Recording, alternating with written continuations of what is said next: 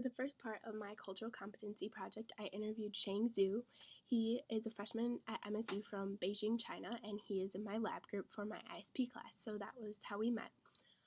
He moved to New York in 2014, so he started his freshman year in New York of high school, and I thought that was interesting because I also moved when I was younger to a different city, so I found out that we had a lot of similarities in that aspect, that we both had to move to a different area and had to adjust to a different circumstance, and we had to make new friends, and so we were kind of similar in that way, and a lot of the experiences that he had helped me to see his point of view from that. He lived with an older couple, so they were in their 70s, and he didn't have any people his age that he lived with, so nobody that were siblings to him in New York, and he didn't have any siblings in China either. So I thought that was really interesting because I know me and my sister, she's my younger sister, we're really close, and I just don't know what I would do if I didn't have any siblings. So that was interesting to hear how he grew up and how he's a lot closer with his extended family, his cousins and everything, than he is with his parents. So that was cool because I know I'm quite close with my cousins as well, so we are also similar in that way. He is staying here for the summer, so he's taking summer classes at Michigan State, and I thought that was really interesting that he's not going back to China. He said he hasn't been back he went back this summer before freshman year of college, but he said that usually he stayed in New York. So he only goes back a couple of times since he's actually moved here. And he said that he's learned a lot of things coming to the United States, but he's also noticed how different the United States and China are from each other.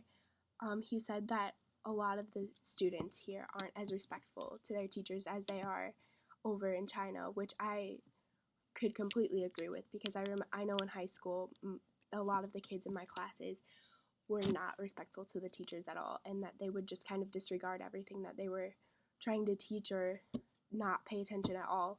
And Shang said that if that happened in China, when he went to school in China, you would get punished for that.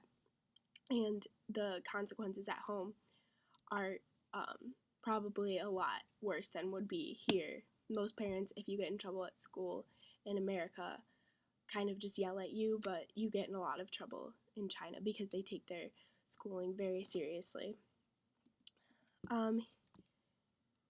He also said that he didn't practice any religion, so he said he was atheist, and we had a conversation about that because I'm Catholic, so we kind of had a conversation about our differing points of views, and it wasn't a bad conversation at all. It was actually really interesting to hear his point of view versus mine.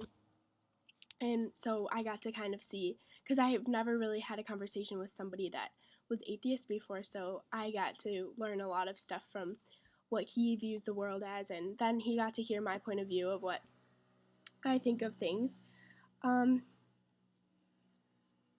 He also does a lot of things at MSU that a lot of other people do, and it's just he said he's in a business frat, so he said he does a lot of things on the weekends with them, and I know a lot of my friends are in fraternities and sororities, even though I'm not, but they get to do a lot of things with their fraternity and sorority. So I thought that was cool to know that he was really close with the people in his fraternity. And I learned a lot from what he told me about his experience coming to the United States for education. And he wants to continue to get a job here, and then he eventually wants to go back to China. But I learned a lot about the differences between the United States and China. And I was really excited to get the opportunity to talk to him, and I'm excited for our next interaction in a couple of weeks.